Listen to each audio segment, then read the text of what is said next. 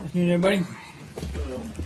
I actually have quite a bit here at the top, so bear with me if you can. On Afghanistan, I think you've seen the statement that I just recently put out, but I want to reiterate that the United States condemns in the strongest possible terms the attack that took place today in Kabul. We've seen now reports of yet another attack. We're still getting information about that. But the first one we know killed dozens of Afghans and wounded many more. We certainly send our condolences to the loved ones of all those who were killed and injured. Attacks like these today only deepen and underscore our support for the people and the government of Afghanistan and its efforts to bring security and stability to their country. We will continue to monitor the situation as closely as we can, knowing now that there are reports of another attack. We don't have any indications that any U.S. citizens were harmed in the attacks in Kabul today, but again, we're watching this very, very, very closely. I do want to give you a readout of a phone call today that the Secretary made to the Ecuadorian Foreign Minister Long. He placed a call this morning to the Foreign Minister to express again our condolences for the tragic loss of life in the earthquake. He reiterated the commitment of the people of the United States to supporting Ecuadorian citizens in this very, very difficult time.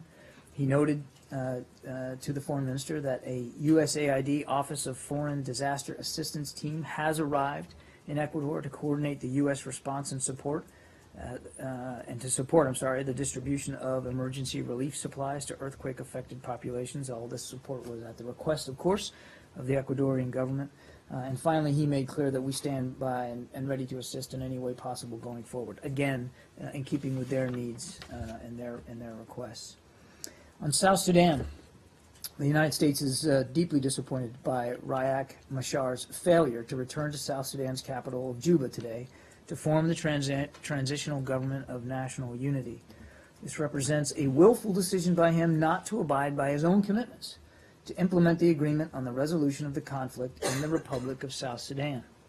The United States and other partners have gone to great lengths to facilitate his return, including the return to Juba of his political advance team and his security detail.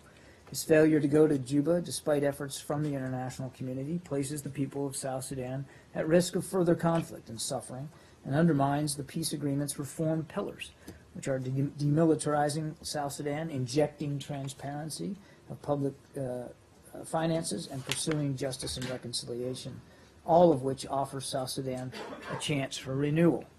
We call upon the government to exercise maximum flexibility for the sake of peace and on Machar to return to Juba, as he has promised to do. We will coordinate with our partners on appropriate responses to this obstruction of the peace process and peace agreement by Dr. Machar. On Libya, today, the President issued a new executive order authorizing the United States to impose sanctions on individuals and entities who threaten the peace, security, and stability of Libya.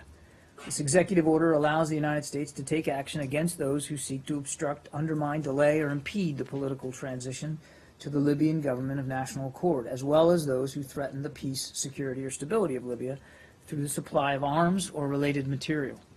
The President took this action in support of Libya's government of national accord, and the United States stands with, as we've said before, Prime Minister al-Sarraj's government as it begins their important work in Tripoli and continues to implement the Libyan political agreement to build a better future for the Libyan people. Following today's authorization, the Department of Treasury designated Khalifa Gawel for being responsible for and complicit in certain activities outlined in this executive order. We're going to continue to consider other actions as appropriate under this executive order. We encourage all Libyans to continue facilitating a peaceful handover of power so that Libya's new leaders can begin the hard work of restoring stability to the country. And finally, on behalf of the State Department, I wish to extend my deepest condolences to the people of Chile on the passing of former President Patricio Aylwin. Former President Aylwin will be remembered as a leader who did commit to the greater good for the people of Chile. He was a lifelong champion of justice who presided over Chile's peaceful transition from a military dictatorship to a vibrant democracy, and our thoughts and prayers are with his family and with the people of Chile today. Matt? Right. Get back to Libya in a little bit, but I wanted to start with Iran and the Secretary's meeting with Foreign Minister Zarif in New York, which I realize is probably not over yet. But It is not. understanding, however, that the readout of the meeting was probably already been written, maybe you can offer us a Tuesday preview of the meeting that has begun, or a review. The meeting is underway, so I'm not going to get ahead of the readout that's coming. There will be one, though, yes? There will be one. There will be a written readout. You'll see it come from Mark because he's up there. So I don't want to get ahead of that, but you're right, the meeting's underway right now. I think I would just reiterate what I said yesterday, that high on the agenda is going to be issues related to the implementation of JCPOA, in particular sanctions relief. All right, on sanctions relief, the Secretary gave an address last night to J Street in which he talked about the sanctions, the whole deal, the sanctions relief, and what Iran has done to comply with it. And I'm confused about something that he said. He was talking to a group that was supportive of the Iran deal, and therefore, kind of preaching to the choir a little bit about the merits of it. But he said, and he took issue with groups and people who have criticized the nuclear deal by telling J Street about the mistaken arguments against, one of which he said was that Iran would get $155 billion in sanctions relief. And I just want to quote him here so it's clear. The Secretary said, "We never thought it would be that. Others thought it would be about $100 billion. We calculated it to be about $55 billion when you really take a hard look at the economy and what is happening. Guess what, folks? You know how much they have received to date as I stand here tonight? About $3 billion. So what we said to people was true." So my first question is, how does Iran getting $3 billion mean that what we said to people was true? Well, the Secretary is referring to the fact that the exaggerated claims of the amount of assets they would have available to them was nowhere near accurate, and we've been maintaining that for many months now, that it wasn't going to be 100 or 150, that it was more like 50 to 55. So it was much smaller than many of the critics said it was going to be. And he was using our current estimate that so far, after only 4 months, they've been able to get access to is about $3 billion. So that's, his point was that's indicative of the fact that this isn't some windfall of cash that was going to happen on day one to the exorbitant sum of $100 to $150 billion. But you yourself admit that they're going to get more. Or your whole argument is they're going to get more. Right now, all you're saying is that if you use if we accept the $55 billion, your figure, the $55 billion is correct, they're still owed $52 billion. Or they stand to get $52 billion. We still believe that our estimate is accurate, of about 55, somewhere between 50 and 55 billion is about what they'll have available to them through this sanctions relief. Right now, our best estimate is that they've received about $3 billion of that. Yes, we still maintain the estimate. It's not possible that it could be more than $55 billion. It certainly isn't going to be limited to $3 billion. Is that correct? Correct. All right. Well, isn't this an argument? And he's making the Iranians' argument here, right? One of the things that Zarif and other Iranian officials have been complaining about is it hasn't gone fast enough. Yeah, that they haven't gotten it. So no, he's not. Aren't they right then? Well, again, we still believe 50 to 55. It's only been 4 months. So, nobody said, even at the outset, we said it wasn't going to be this quote-unquote windfall of cash. Yeah. So, no, he's not making the Iranians' argument. He's not making anybody's argument. He's simply stating a mathematical fact. He's making the administration's argument, which seems to be to a crowd that supported the deal. Certainly he was defending the deal, as he has done staunchly since implementation. I should have, but I haven't done the math here. So if they get $3 billion every 4 months, how long are they going to have to wait to get their $55 billion? I don't know that algebra works, Matt. Matt. That it's going to be that every was a nice slip, though. Yeah. I was a history major. I don't know that algebra works. I don't in know math. that algebra works math. Gotcha. That you can't just assume that every 4 months they're going to get $3 billion. Yeah, but so isn't he though saying that the Iranians are correct when they complain that they have not gotten the sanctions relief yet that has been promised to them? He wasn't making that overt case that he wasn't arguing the Iranian That essentially perspective is in that case. I mean, he But- was trying to make it the other way around, saying that critics. He of was the deal saying was that he was reiterating the fact that there's not this big windfall of cash. He wasn't trying to make the Iranians' case that it comports with Iranian concerns that they've expressed. I don't think I can dispute He that, was bragging. but it though. wasn't. Sounds like he was bragging a little bit that they haven't gotten any money. He wasn't bragging. Well, I Well, mean, I he know. was. It sounded like he what was we like. said to people. Might have sounded like that to you, but that wasn't the. No, that but it wasn't sounded like he was saying that that he was trying to like placate their concerns that they're not getting the money. At the same time, he's trying to tell the No, Iranians they're going to get their money. I listened to the speech, and I think, and Matt quoted it absolutely correctly. He was making a point about the arguments that we faced at the outset, that there was going to be this windfall, that the $150 billion is just going to fall into the laps of the regime in Tehran, and they were going to use it to fund terror. And his argument last night was that that hasn't occurred.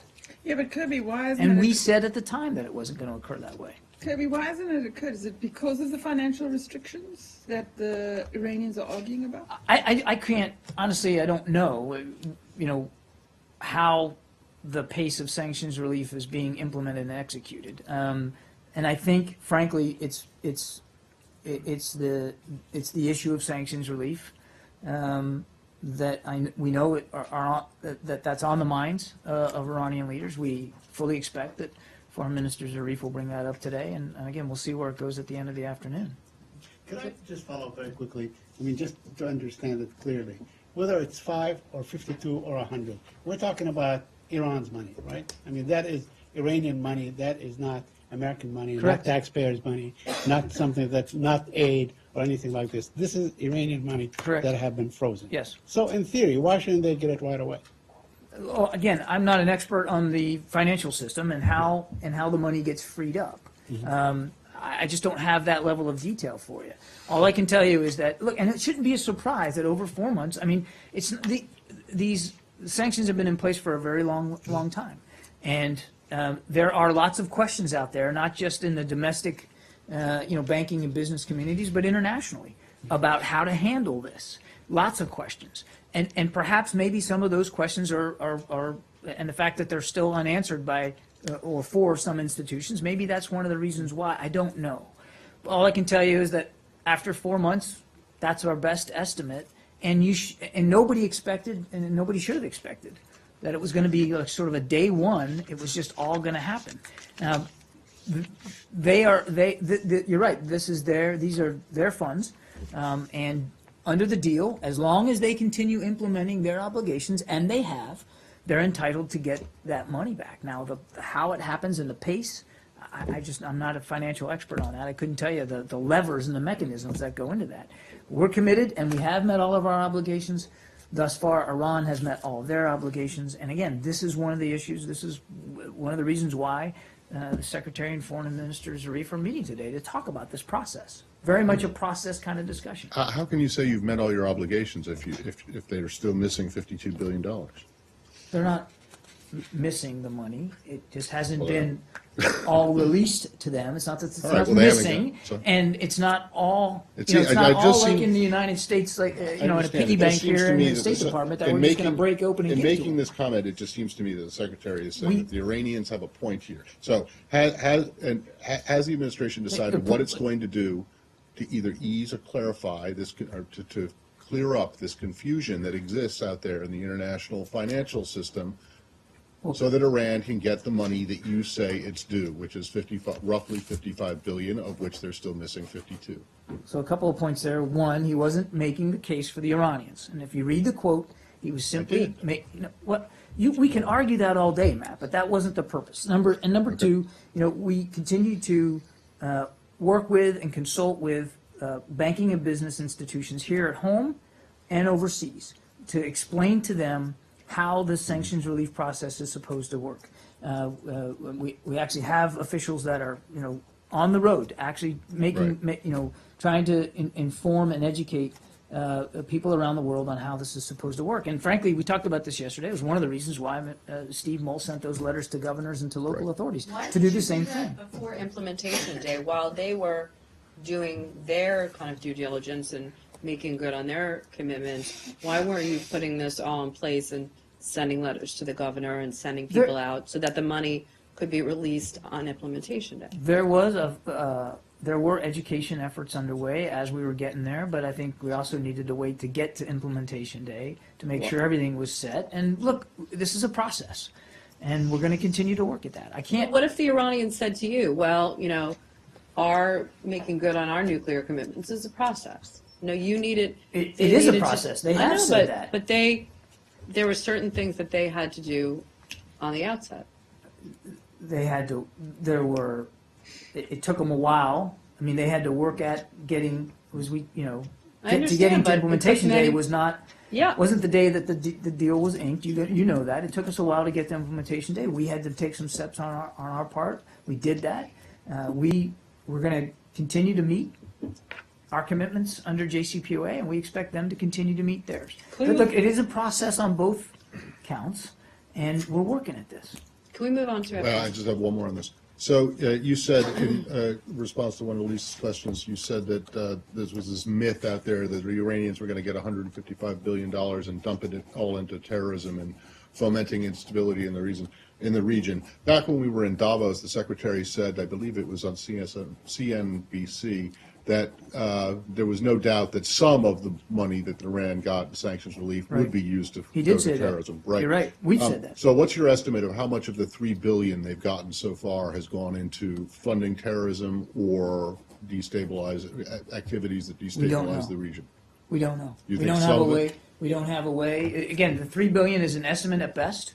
We don't have perfect knowledge Right. of what has actually been freed up for them, and we don't have perfect knowledge of how every dollar of that is going to be Would you spent. say- And we and stand by what the secretary said, that it's entirely possible that they can use some of this funding Right. to support terrorist networks. Well, can you say that you think, or the administration believes, that some of the $3 billion No, has I been cannot. used for this? I cannot say that. Okay, and We don't know.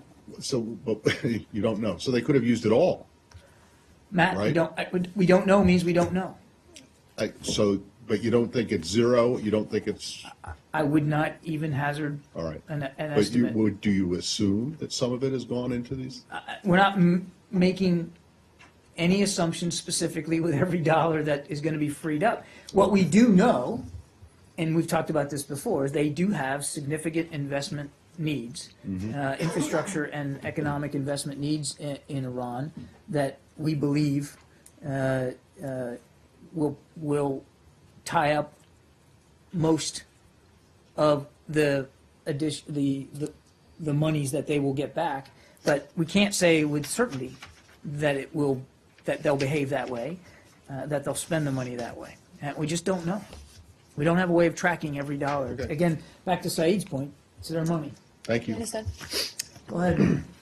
How do you see reconciliation talks with the Taliban now, especially considering reconciliation talks yeah. with the Taliban now, especially considering a little over a week ago they admitted to trying to kill Secretary Kerry when they launched rockets in Kabul?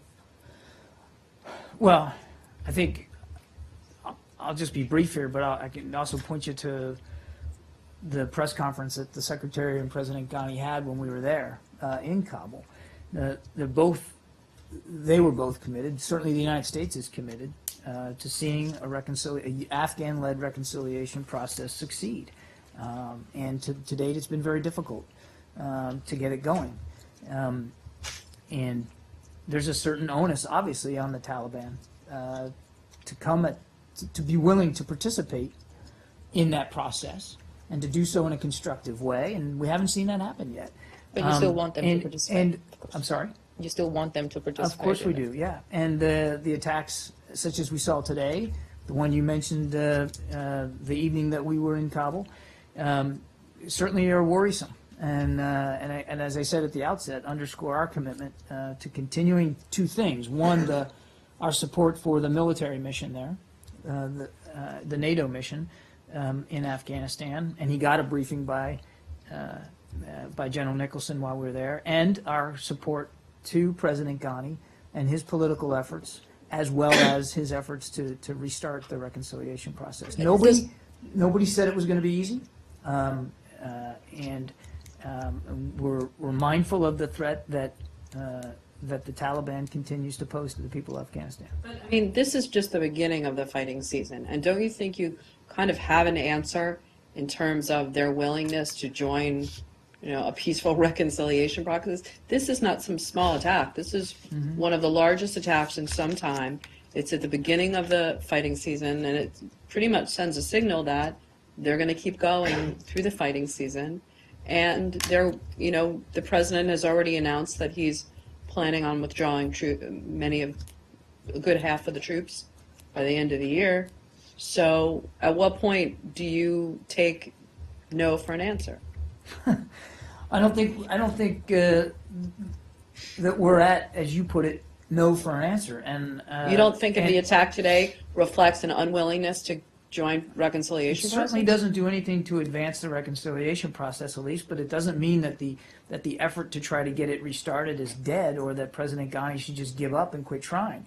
And you know as well as anybody in this room, the Taliban is not a monolithic organization, and not everything is so well coordinated from some sort of central command structure. Pretty massive attack, though. That said, nobody's diminishing what happened today or what happened a week or so ago and the continued violence the Taliban is capable of.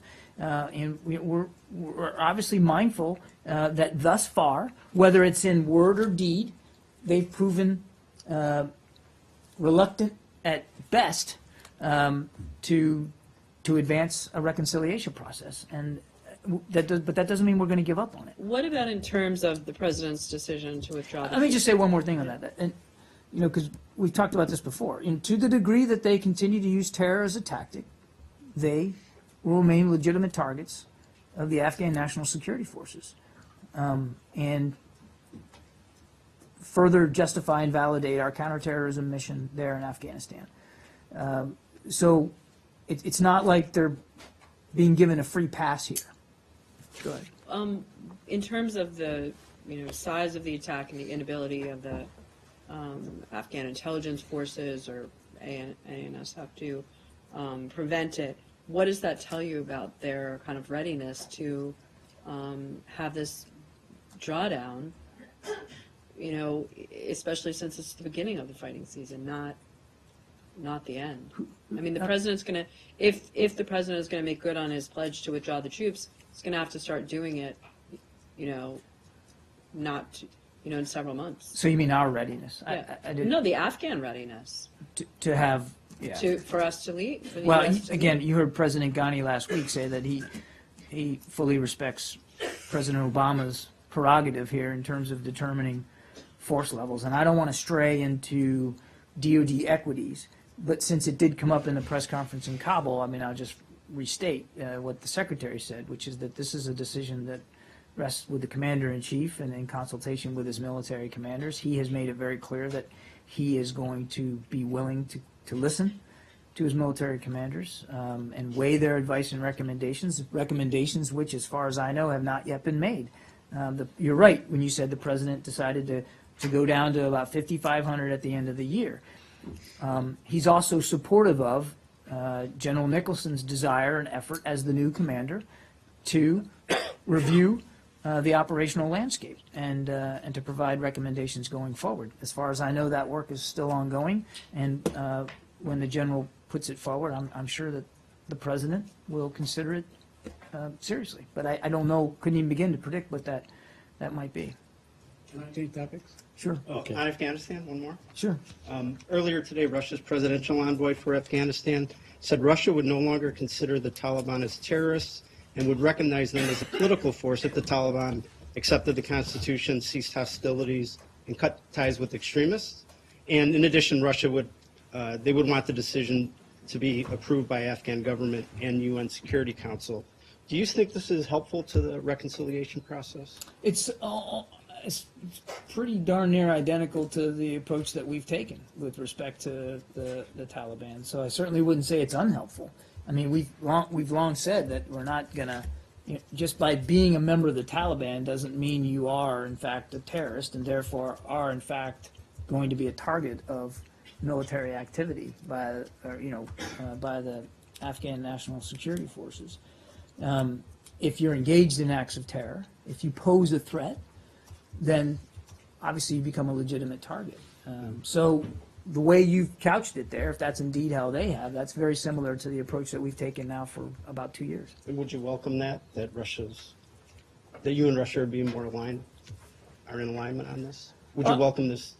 Let me just, rather than welcoming it, I'll just tell you that that is a very similar approach that we have taken now for 2 years, and it certainly is not, if that is in fact their approach, it's not unhelpful to trying to move a political process forward in Afghanistan. But what really matters here is President Ghani and Chief Executive Officer Abdullah and their efforts to try to get at a reconciliation process and their commitment to that, in which they both stated unequivocally when we were in Kabul just a week or so ago. And that's what really matters. That's the opinion, that's the view, that's the perspective that matters the most. And they said they would want to get approval from the Afghan government and the UN Security Council. Do you think that's an appropriate or necessary process? I'll let them speak for their views. We've not talked about taking this to the UN Security Council. There's a NATO mission to keep advising and assisting Afghan National Security Forces. There is a U.S. mission there in terms of counterterrorism. That will continue. No decisions have been made yet about the president has decided he's going to get down, he's made the decision of 5,500 by the end of the year, but he's willing to consider views by his military commanders. So, I mean, I think I'd just leave it at that. I mean, we continue to believe that reconciliation, and we've said this now for a long time, needs to be Afghan-led. Yeah. Move on, can we move on? Yeah, sure. To- I don't think okay, anybody's very quickly disputing that. on the Secretary's speech yesterday. Yeah. At Yeah. J Street, he said, quote, "I can tell you for these next 9 months," talking about the peace process, "we will not stop working to find a way."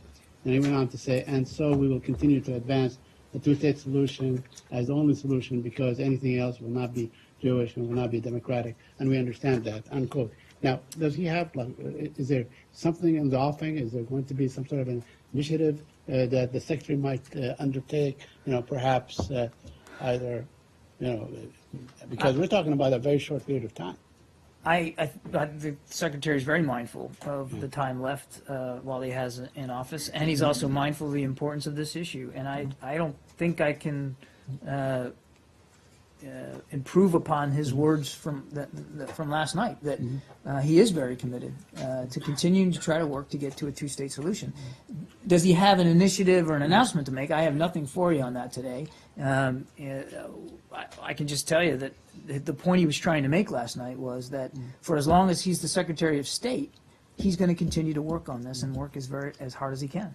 The reason I asked this question, because only months ago, maybe a couple of months ago, the President himself said there's not likely to be anything. But listening to the Vice President and listening to the Secretary of State, they're basically saying that this thing is alive and kicking, and we're going to push for it. I don't know that anybody said it wasn't still an objective. We've also said, I know I've said, and I know the Secretary has said, that it's up to the leadership there, in the region, all parties, the leadership on all sides, to take the kinds of affirmative steps and initiatives to get us there. We can't do it for them. It can't be legislated externally.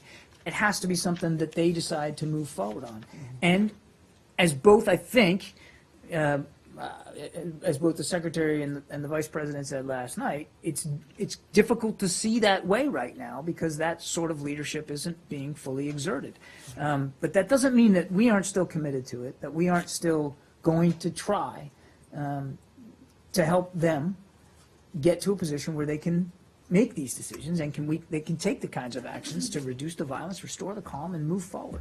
I don't see the gap, quite frankly, the way you've described it. Let me just- We're all still committed to it.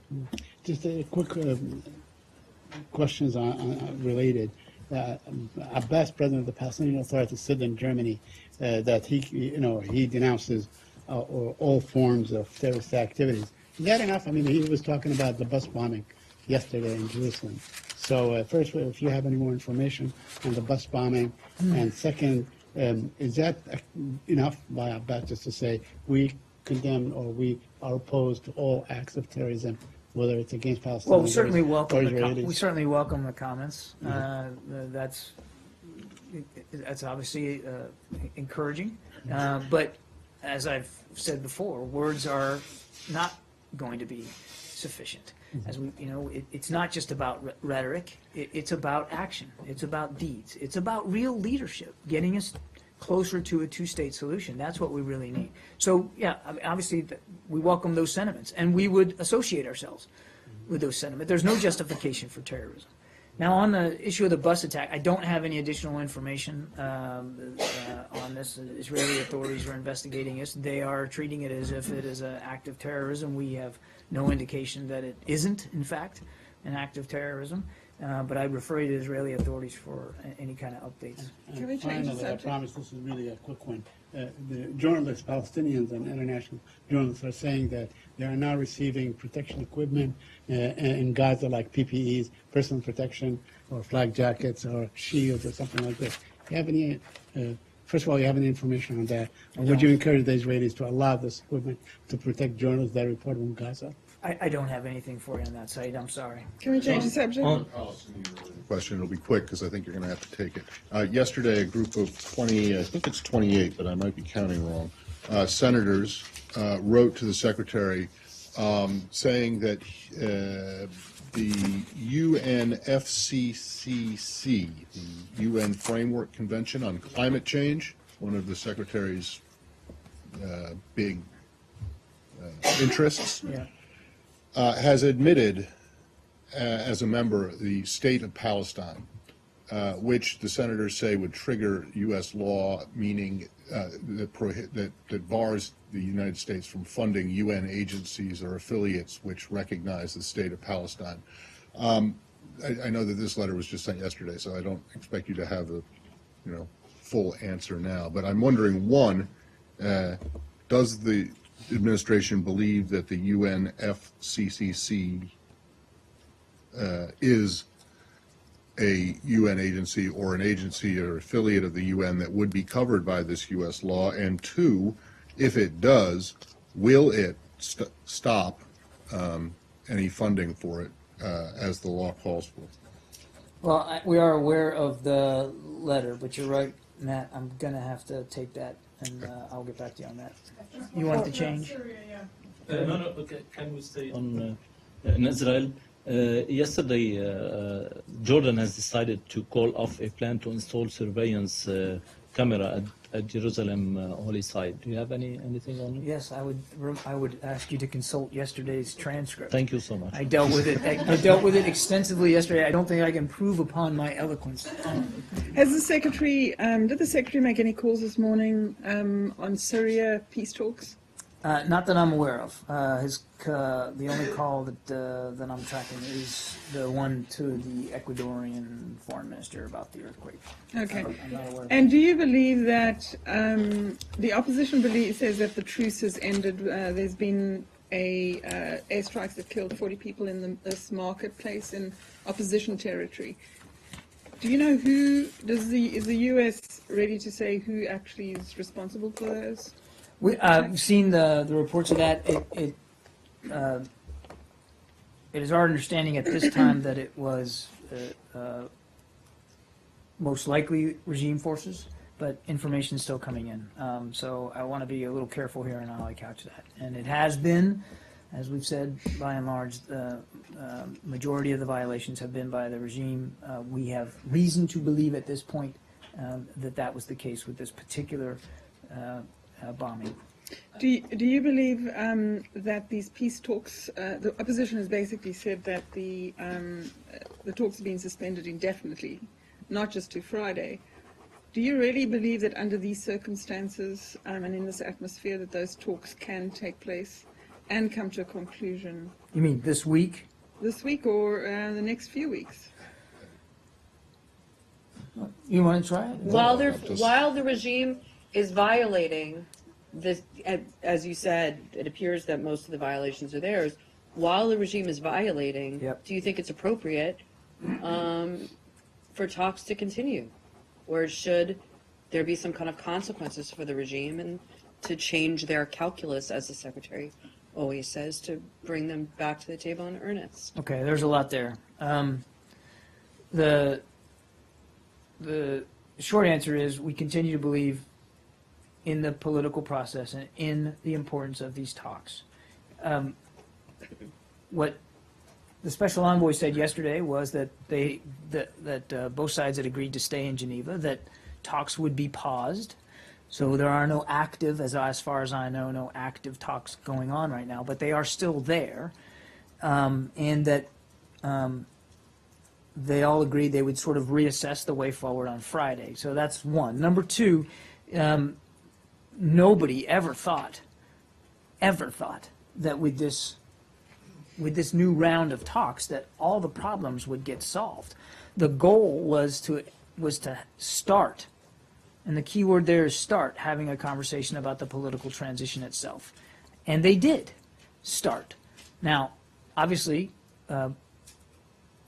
the opposition, in light of the continued violations of the cessation, and they noted the concern we share, the lack of access of humanitarian aid and assistance, which the regime continues to stifle, has led them, compelled them to pause their participation in the talks. So we understand the concerns over that. But nobody ever thought that this week in Geneva would be the end-all, be-all of the political process or the talks themselves. And I thought Mr. de Mistura was very clear about that yesterday.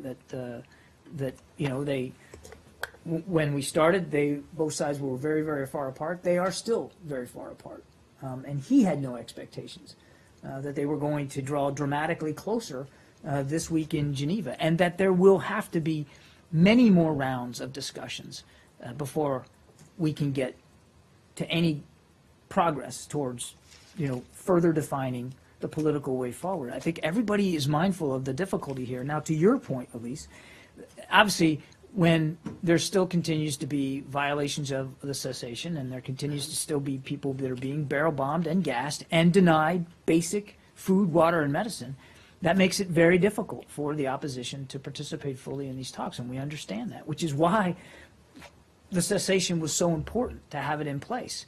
And I would remind you that while I'm certainly not going to walk you away from the notion that there have been additional violations in the last week or so. The violence has increased from what it was a week ago. It is still dramatically down from what it was just a couple months ago, before the cessation, to the degree, and I think Mr. de Mistura said it was about 70%, where it had been 80 to 90% reduction in violence. It's now about 70. So the trend lines are not going in the right direction, but it is still a noteworthy reduction in violence, and more Syrians today are, even with the increase in tensions, they're still living safer, not completely safe, but safer lives than they were before the cessation. So we still believe the cessation is in place, that it is still largely holding, and that it is important to keep it in place and to keep it going. And we'd like to see, frankly, the conditions improve, not decrease. But we're very mindful of the tensions that it's creating on the political process. So you believe that you can salvage these talks, because the mood in Geneva is less optimistic than it is here. Do you believe you can still salvage those talks? Before I answer the second question, it's not like we're looking at this through rose-colored glasses. It's not like we don't see what's going on in Geneva for exactly what it is.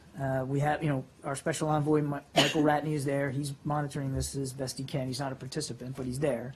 And we're very mindful of the breakdown in the talks this week. And nobody is fooling ourselves here, that it is, that it's becoming resoundingly successful or easy this week. Not at all. But do we think that there's still a purpose in this process and in trying to get it back on track and to move it forward? Absolutely, we do. I wouldn't use the verb salvage the way you did, but I would say that we certainly believe in the value of this and in trying to get it back on track. Well, don't you think perhaps this is a ploy by the Syrian regime and perhaps Russia to get the opposition to quit the talks so that the regime says that it doesn't have a partner? I can't speak for the Assad regime. We don't talk directly with them. Again, we judge actions, not words, and by their Well, actions, do the they are actions say certainly that? by their actions they are certainly not keeping their commitments and their obligations that Russia assured us that they would do using their influence.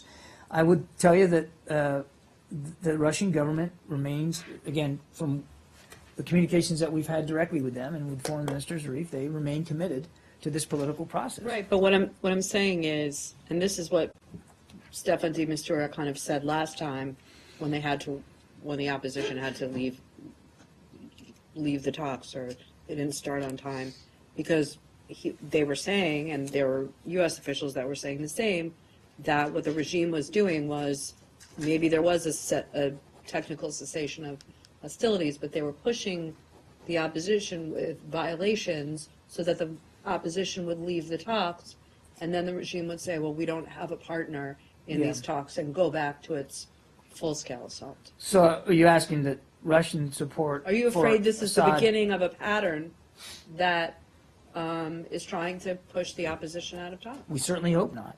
And we've seen no indications from the Russian side that that's their intent, that they are anything other than 100% Are they going committed to to the tell you political that's their process. intent, though? Well, you asked me what do we think they're up to? I mean, they should speak for their intentions and motivations.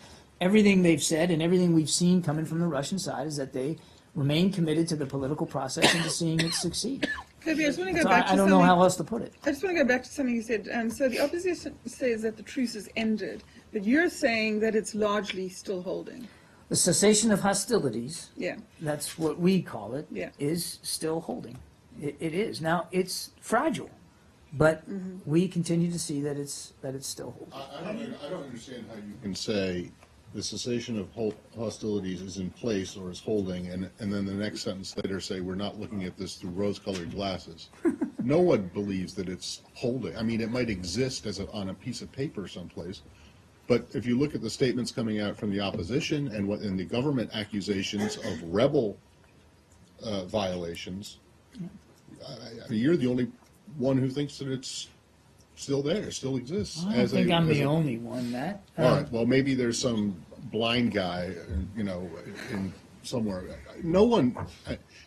Both sides, all the sides that are supposed come to on be now. actually adhering to the cessation of hostilities, none of them say that it's still in Look, place. if you're using a binary definition here, and that one shot fired means that it's no longer holding, if that's your definition, then that's I don't your think that definition that's of it. what they're saying. But- There's barrel bombs going off. and Absolutely.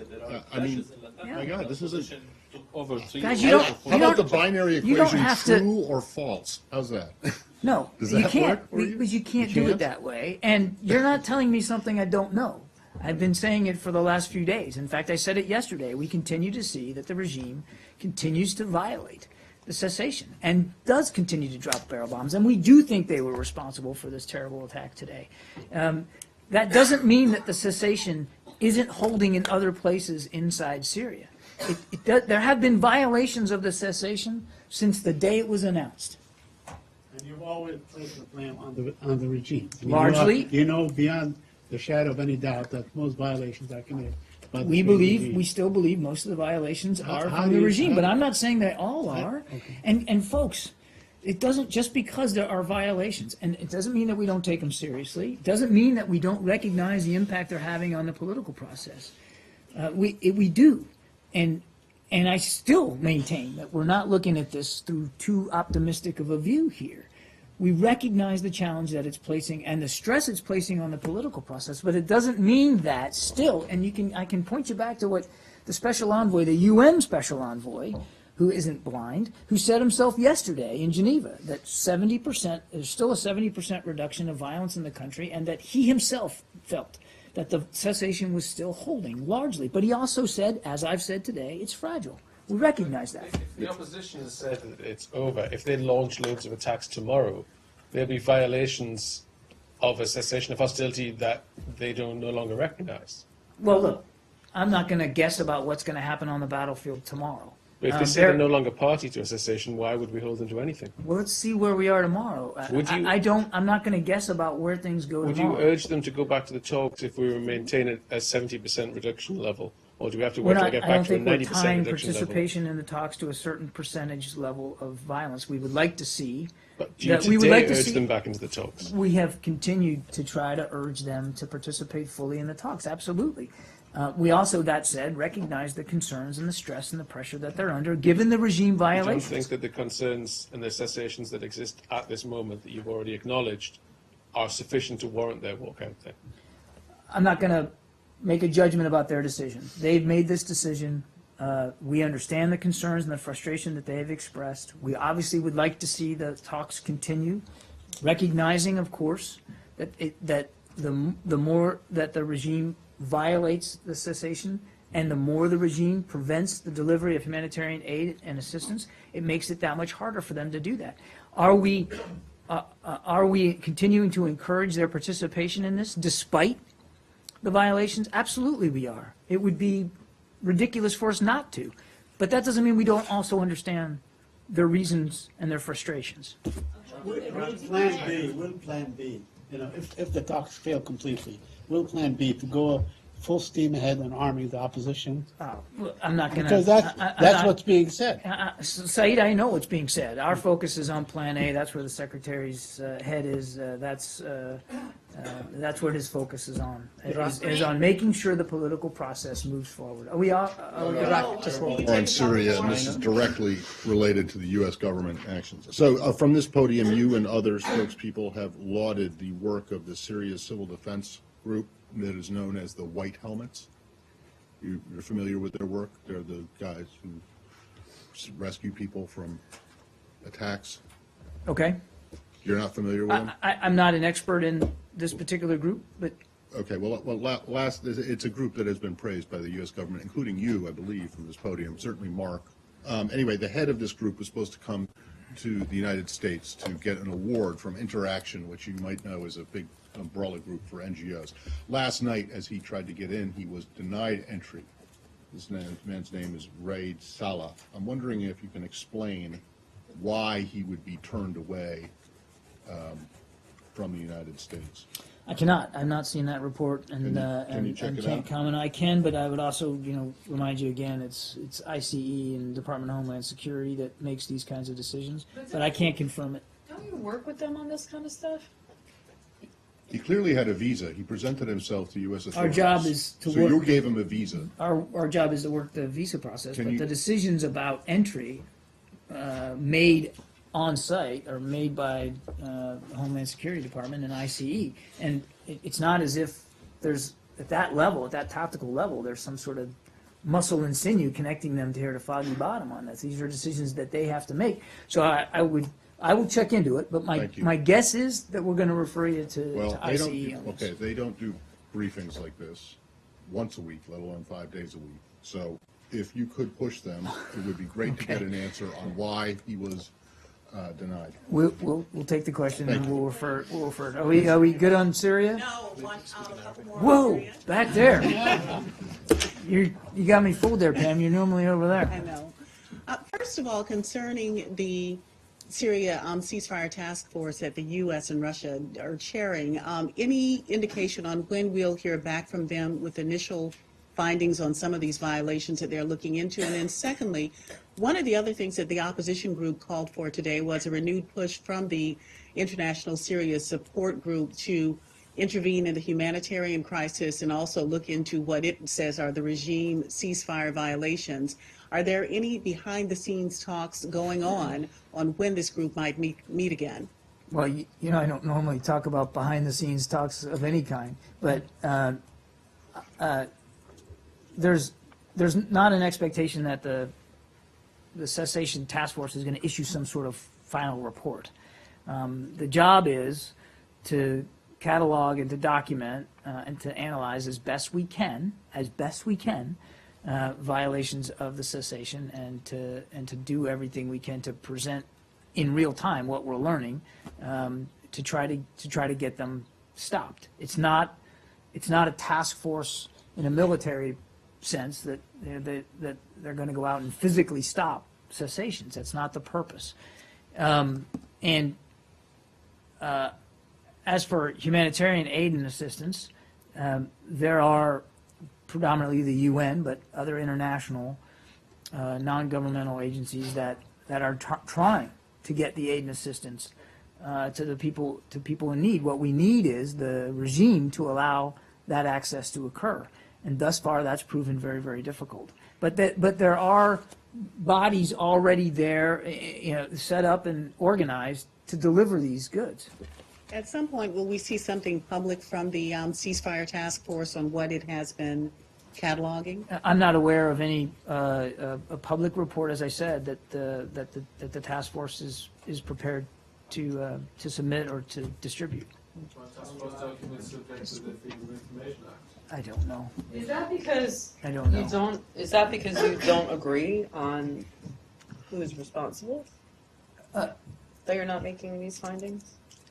No, I think you're thinking about the work in the wrong way. That the task force is set up to monitor as best they can in real time violations of the cessation, and to then push that information out to those who have influence over those who are doing the fighting, and to get them to stop. That's Okay, so that's if the goal. if you are having all these violations that you say are from the regime, and the person or the country that has the most influence at this point probably would be the Russians, and they're chairing that task force, then why do you think that there hasn't been lessening of these violations? That's a great question for Moscow, and to speak to the degree to which they're using enough influence on the Assad regime. And I think, I'd point you back to the President's conversation with President Putin yesterday, and conversations that I've read out recently between Foreign Minister Lavrov and Secretary Kerry, where a key component of those discussions are exactly that, to urge the Russians to do more, to use their influence in a more constructive, more assertive manner, to get the regime to comply. Just a few minutes ago, you were saying that you have every indication that the Russians are still committed They are. to the cessation of hostilities. Yet they're not using their influence at the same. Those are two inconsistent statements. I don't know that they're inconsistent. They still are committed. They say they're committed.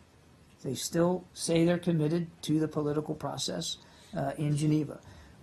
They are signatories of all the communiques and of the UN Security Council resolution, which codifies the political process that continues to be worked there in Geneva. And they have in the past used their influence to try to change the calculus of Bashar al-Assad. But because we keep seeing violations of the regime, we keep making the case, and we'll continue to do so to the Russians, that we want them to do more. We want more influence, more pressure put on Bashar al-Assad to do the right thing.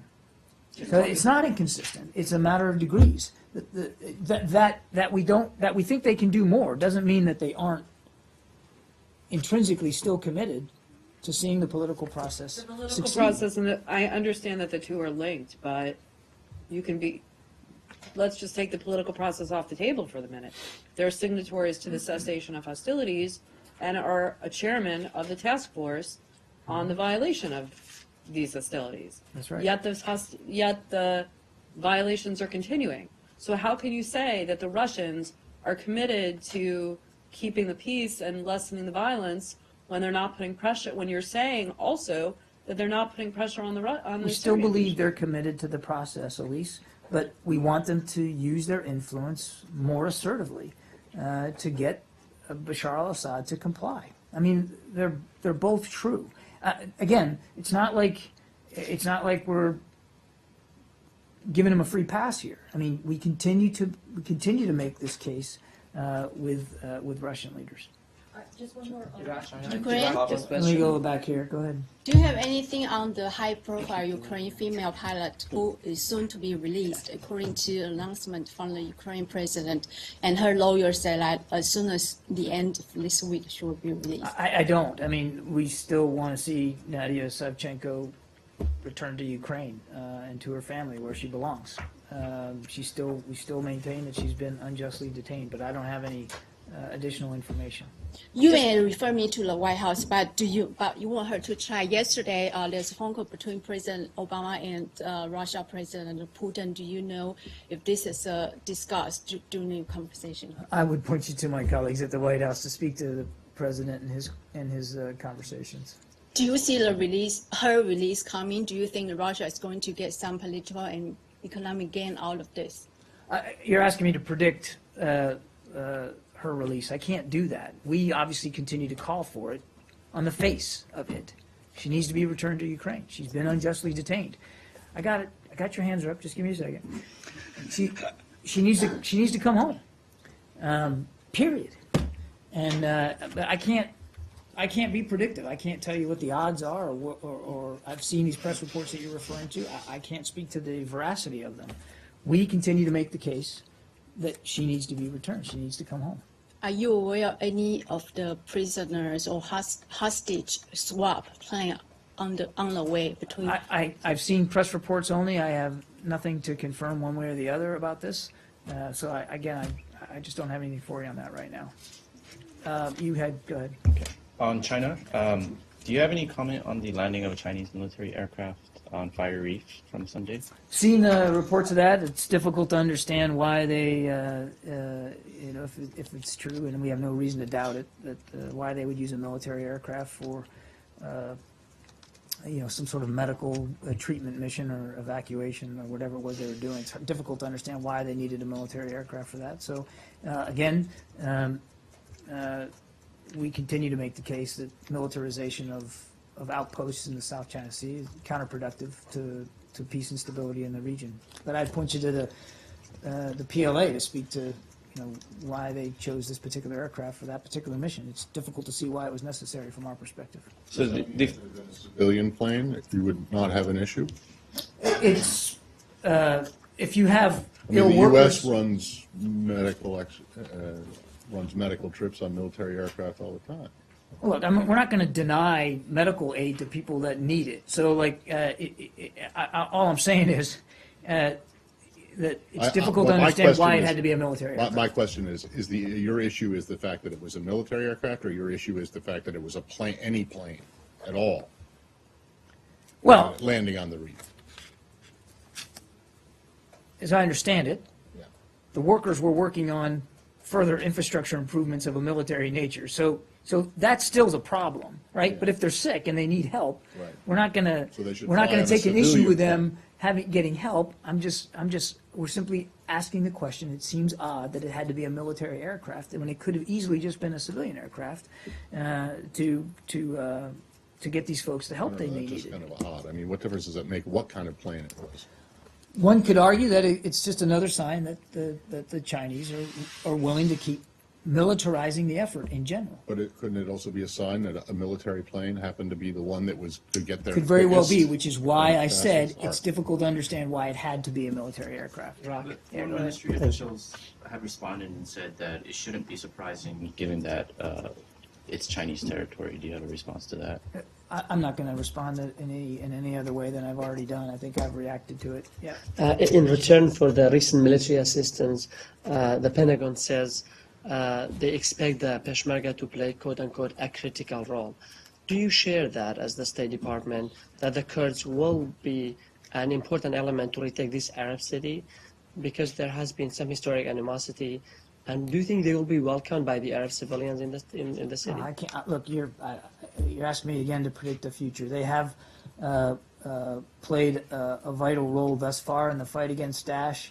Our commitment to them remains. I've talked about this. We talked about this yesterday. Nothing's going to change about our commitment to helping them through and with the government of Iraq and Baghdad. But as for predicting battlefield success or the degree to which people are welcomed. I'm not going to do that, and I'm certainly not going to get into talking about military operations. Because they are certainly not welcoming Shia militias. I just wonder whether you believe the Kurds will receive the same kind of... I simply am not going to make a prediction about the degree to which people are welcomed or not welcomed. Peshmerga forces have been brave and courageous in the fight. We have, through the government of Iraq, supported them. We will continue to do that. I would point you to the Defense Department and the announcements they made yesterday for more detail on that. Nothing's going to change about our commitment to helping Iraqi security forces and Peshmerga forces defeat Daesh. I have just one more question on Afghanistan and a separate question on Saudi Arabia, if I may. As I understood, you said you would like to see reconciliation talks with the Taliban despite the attacks. Can specifically those who carried out the recent attacks and targeted Secretary Kerry participate in the talks? The short answer to your question is no, right? I mean, because we've said that we want to see the Taliban return to the table and to reconciliation, but to do so, they've got to renounce violence and terror. They have to support the Constitution and the reconciliation process itself. So it's difficult for me to see how somebody who's capable of that sort of violence can be part of a reconciliation process. But again, the lines are very clear about what the expectations are of the Taliban to participate in a reconciliation process. On Saudi Arabia, does the administration believe that no current or former Saudi official or member of the royal family was in any way involved in the 9/11 attacks? Look, I'm not going to relitigate history here. You can go online and see the story of the attacks and how it happened and who was responsible. And I'm not going to relitigate it here. But can you say that no? President Obama, as it says in the Saudi report, Arabia. there's no indication that Saudi officials or the Saudi government was behind or supporting in any way those attacks. It's all there. The public record is all there for you to see, and I'm certainly not going to relitigate that history here today. Yeah. Just hold on a second. Before Dave makes a good point here. You're advising people to go online to find out the real story of 9/11? Because there's a lot of stuff out there online. I meant the 9/11 Commission report, which is Thank you. online. Of course you know that. That's the same tie you wore yesterday, by the way. I'm sorry, yeah, and I've also got some soup on it today. I see that. Go ahead, you had a question. No, I was just being sarcastic quietly to Matt. Oh, you're being sarcastic? Yeah. But you say the record is online. There are 28 pages of it not online. Well, look, again, the 9/11 Commission report is pretty exhaustive. It states clearly who was responsible for the attacks on 9/11. And for us to sit here this many years later and try to debate it, I think, is just a fool's errand. Yeah, thank you. On Japan, let me just follow up the secretary's trip last week to Yeah. Hiroshima. Yeah. He mentioned at the press conference, he would explain to the president what he experienced in Hiroshima. Did secretary meet and explain to the president? If so, can you share with us what's the response from of the president? No. No, I can have a sit up talk? here and talk for Secretary Kerry all day, but I will not talk for President Obama. That's Did my he colleague meet at the White and House talk is about this responsible issue for that. last week? The Secretary has, as you might expect, because it was such a powerful experience, he's certainly shared that experience with others in the government. I'm not going to speak to private conversations. And you heard him, you were there, and you heard how the visit affected him and how he would continue to urge everybody of all walks of life to go visit the Peace Park and the museum. And I think I'll leave it at that. Any readout on Secretary's meeting with the BBG today? Well, we can issue a short readout after this. It was a useful discussion. The Secretary appreciated the opportunity to meet with them again to talk about ways in which we can continue to try to get more effective in the information environment, particularly when it comes to countering violent extremism. Last one. Just on the issue of the 9/11 bill making its way through Congress, after the administration came out against it, a number of senior Republicans said today that they're open to revising the legislation, and Speaker Ryan said, we want to make sure we're not making mistakes with our allies. What is the administration's view on how the legislation would make a mistake with our allies? I talked about this yesterday, so I'd point you to the transcript as well as my colleague at the White House, but essentially, we believe it sets a potentially harmful precedent going forward in terms of the sovereign immunity that the United States also enjoys overseas. But I'd encourage you to look at yesterday's transcript. How would they fix the bill? We're going to continue to consult with Congress. I'm not going to get into legislative remedies here from this podium. Are there Thanks. negotiations going on, though, with Congress about, sounds like there are some competing drafts going on. All I can say is we're going to continue to consult with members of Congress, and we don't obviously What does support it in does its. consult mean negotiate It on? means consult and communicate and talk with them about their concerns and about our concerns. Thanks, everybody. What is the Secretary going to